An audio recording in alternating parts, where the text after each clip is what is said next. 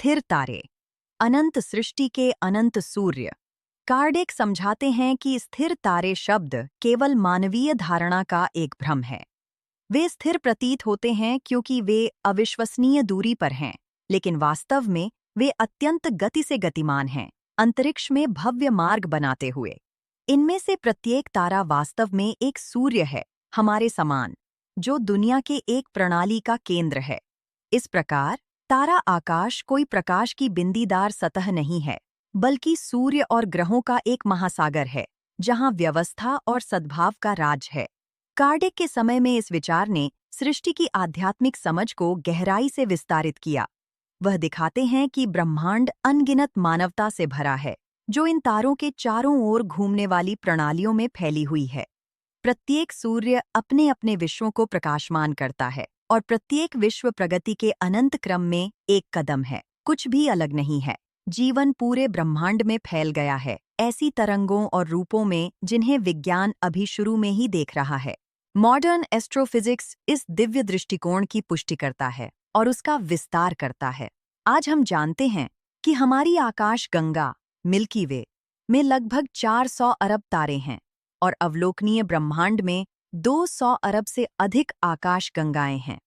औसतन प्रत्येक तारे के अपने कक्षा में ग्रह होते हैं।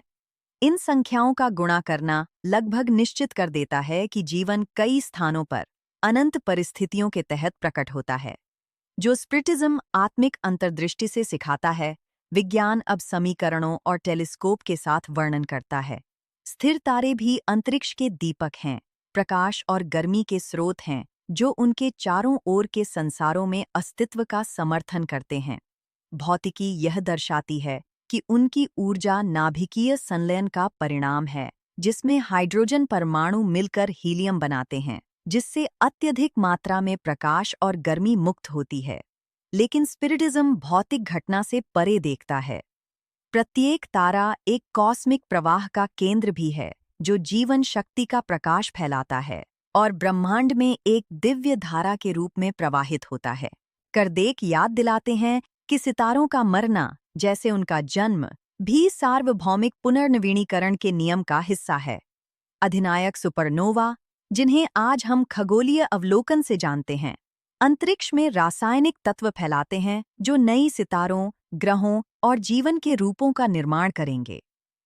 इस प्रकार प्रकट विनाश वास्तव में नई सृजन की शुरुआत है। कुछ भी नहीं खोता, सब कुछ उच्चतम बुद्धिमत्ता के निर्देशन में परिवर्तित होता है।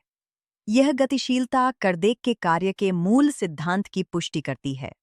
दिव्य नियमों की एकता। वह भौतिकी जो सितारों की चमक को नियंत्रित करती है, वही परमाणु को भी नियंत्रित करती है। वह नैतिक नियम जो आत्मा को ऊंचा उठाता है, वही दुनियाओं को समरस करता है।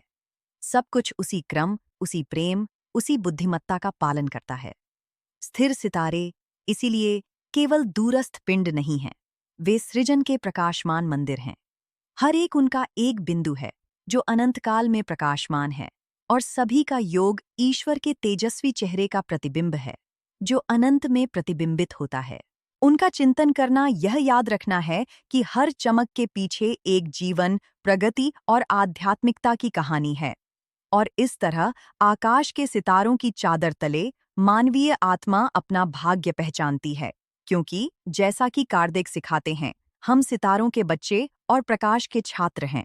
यदि इस संदेश ने आपके ब्रह्मांड के प्रति दृष्टिकोण को व्यापक किया है, तो इसे साझा करें, क्योंकि हर चमकती हुई सितारा एक मौन स्मृति है कि दिव्य प्रकाश भी हम में वास करता है।